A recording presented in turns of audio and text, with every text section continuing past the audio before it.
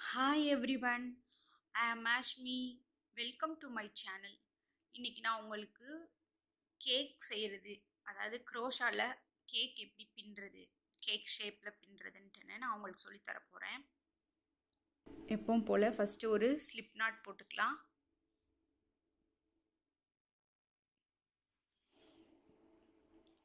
Slip not போட்டுட்டு 1 2 3 4 chains போட்டேன்.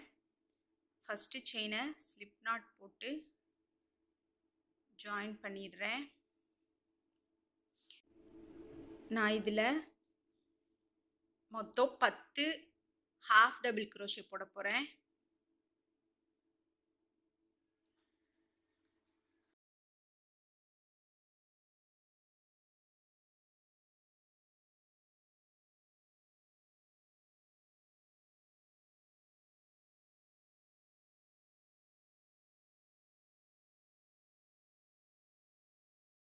நம்ம ரவுண்டை வந்து கண்டினியூ பண்ண போகிறோம். இப்போ பார்த்தீங்கன்னா நெக்ஸ்ட்டு ரவுண்டில் ஒரு செயினுக்கும் ரெண்டாக போடணும். செகண்ட் ரவுண்டில் இப்போ நான் போட்டுட்டு இங்கே கொண்டு வந்து கம்ப்ளீட் பண்ணுறேன். இப்போ ரவுண்ட் 2 நான் ஃபினிஷ் பண்ணிட்டேன். இதுக்கப்புறம் ரவுண்ட் 3க்கு ஒரு செயின் போட்டு அதே மாதிரி இந்த பக்கத்தில் இருக்கிற இந்த செயின்லேருந்து ஸ்டார்ட் பண்ணுங்கள். இப்போ நம்ம என்ன பண்ண போகிறோன்னா, ஃபஸ்ட் இருக்கிறதுல ஒரு ஹாஃப் டபுள் க்ரோஷே, நெக்ஸ்ட் இருக்கிறதுல 2 ஹாஃப் டபுள் க்ரோஷே போட போகிறோம் சேம் செயினில். பாருங்கள், இப்போ நான் வந்து தேர்ட் ரவுண்டு முடிச்சிட்டேன். தேர்ட் ரவுண்டில் 30 ஸ்டிச்சஸ் வந்திருக்கும் ஃபைனலாக. இப்போ நான் திரும்ப ஒரு செயின் போட்டுட்டு நெக்ஸ்ட்டு ஸ்டார்ட் பண்ணுறேன். இதில் எப்படின்னா, ஃபஸ்ட்டு ஒரு ஹாஃப் டபுள் க்ரோஷே, அதுக்கு அடுத்து இருக்கிற செயினில் ஒரு ஹாஃப் டபுள் க்ரோஷே, நெக்ஸ்ட் இருக்கிற செயினில் 2 ஹாஃப் டபுள் க்ரோஷே.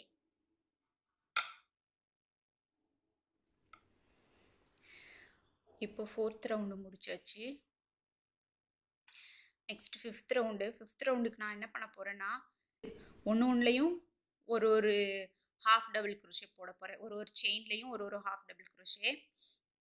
இதுக்கு நெக்ஸ்ட் ரவுண்டில் வந்து நம்ம இன்க்ரீஸ் பண்ணலாம். இந்த ரவுண்டில் வந்து போட்டுட்டு 6th ரவுண்டில் வந்து நம்ம இன்க்ரீஸ் பண்ண போகிறோம். ஃபஸ்ட்டு இருக்கிற செயினில் ஒரு ஹாஃப் டபுள் க்ரோஷே, நெக்ஸ்ட் இருக்கிற செயினில் ஒரு ஹாஃப் டபுள் க்ரோஷே, நெக்ஸ்ட் இருக்கிற செயினில் ஒரு ஹாஃப் டபுள் க்ரோஷே. 1 2 3 வரிசையாக 3 ஹாஃப் டபுள் க்ரோஷே போட்டிருக்கேன். அதுக்கு ஃபோர்த் இருக்கிற செயினில் 2 ஹாஃப் டபுள் க்ரோஷே போடுறேன். ஒரே செயின் பண்ண போகிறேன்னா, ஒரு செயின்லேயும் ஒரு ஹாஃப் டபுள் க்ரோஷே. திரும்ப எல்லாத்துலேயும் சேமாக போட போகிறேன். அதே 50 செயின்ஸ் தான் உங்களுக்கு ஃபைனலாக வரணும். நெக்ஸ்ட் ரவுண்டு தான் நான் இன்க்ரீஸ் பண்ண போகிறேன். இப்போது 7th ரவுண்டு வந்து ஃபினிஷ் பண்ணியாச்சு. 8th ரவுண்டு ஒரு செயின் போட்டுட்டு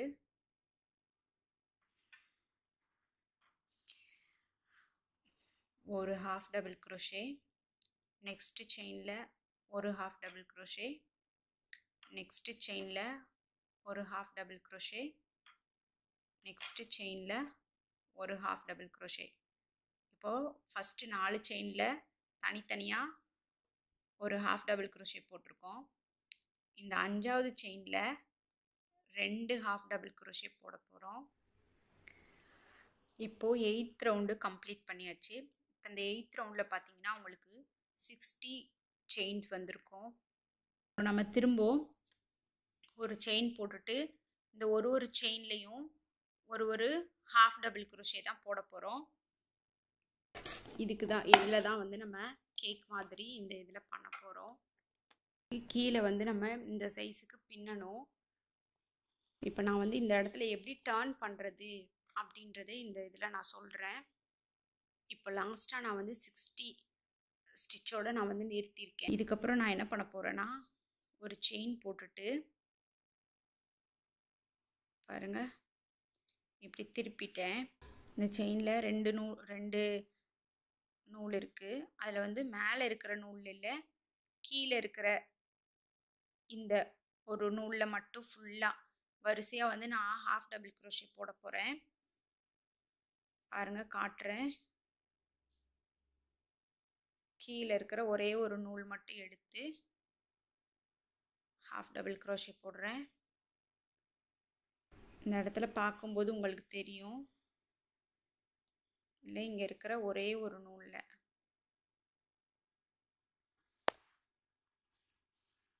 இதில் பாருங்கள் 2 நூல் இருக்குது. அந்த நூலில் நான் போடலை, சேர்த்து போடலை. கீழே இருக்கிற ஒரே ஒரு நூலில் மட்டும் ஹாஃப் டபுள் க்ரோஷே போடுறேன்.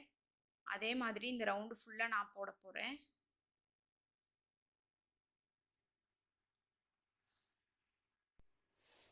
இப்போ பாருங்கள்,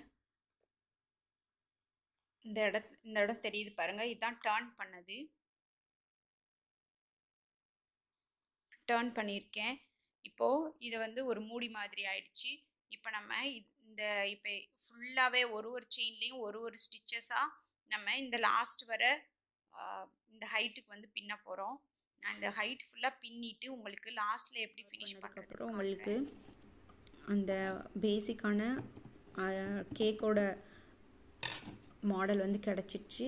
இப்போ நான் மேலே ஐசிங்க்கு எப்படி, அதாவது க்ரீம் டெக்கரேஷன் எப்படி பண்ணுறது அப்படின்றதுக்கு ஒயிட் கலர் நூல் எடுத்திருக்கேன். அதில் ஃபஸ்ட்டு ஸ்லிப் ஸ்டிச் போட்டுக்கிறேன். இதிலேருந்து நான் ஒரு 5 செயின்ஸ் போடுறேன். 1 2 3 4 5. ஃபஸ்ட்டு போட்டதோடு சேர்த்து 6 செயின்ஸு. இப்போ நான் என்ன பண்ண போகிறேன்னா, ட்ரிபிள் க்ரோஷேக்கு மாதிரி 2 தடவை சுற்றிக்கணும். சுற்றிட்டு இந்த ஃபஸ்ட்டு இருக்குல்ல, அது உள்ள கொடுத்து பாருங்கள், ஃபஸ்ட்டு 2 செயின்ஸ்லேருந்து எடுக்கணும். நெக்ஸ்ட்டு 2 செயின்ஸில் வெளியில் எடுத்துடணும். இதுக்கப்புறம் இது லாஸ்ட்டில் எடுக்க வேண்டாம். லாஸ்ட்டில் இதே மாதிரி ஒரு 5 தடவை ட்ரிபிள் க்ரோஷே போட்டுட்டு நீங்கள் மொத்தமாக வெளியில் எடுக்கணும். ஒரு இது நான் எப்படி பின்னுறதுன்னு சொல்லித்தரேன்.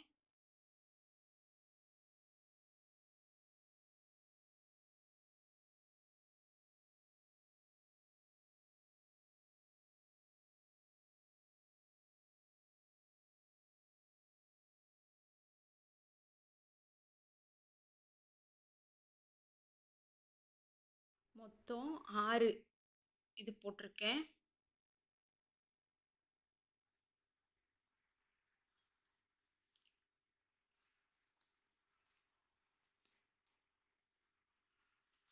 இதோட சேர்த்து 7.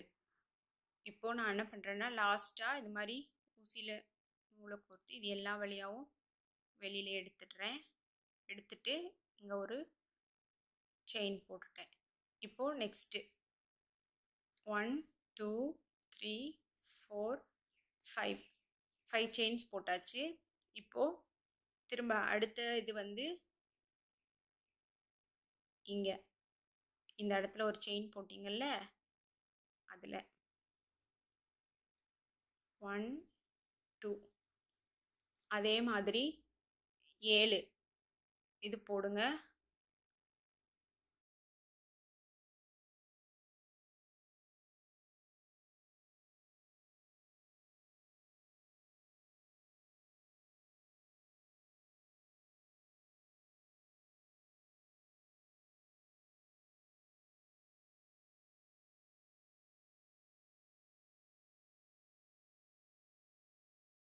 இதுதான் பார்த்தீங்கன்னா நம்ம இப்படி வச்சு டெக்கரேட் பண்ண போகிறோம்.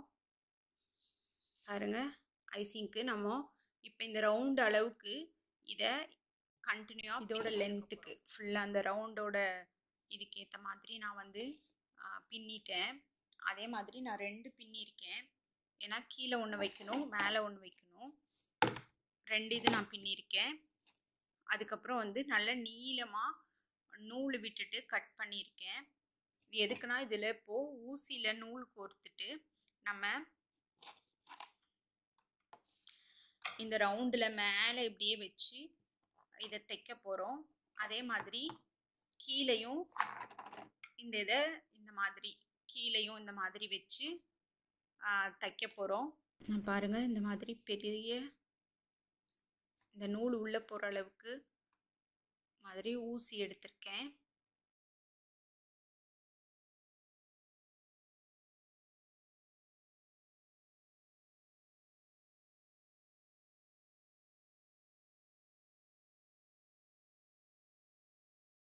இதெல்லாம் பண்ணோல, இந்த க்ரீம் மாதிரி பண்ணோல, அதெல்லாம் வச்சு நான் தைச்சிட்டேன் மேலேயும் கீழேயும்.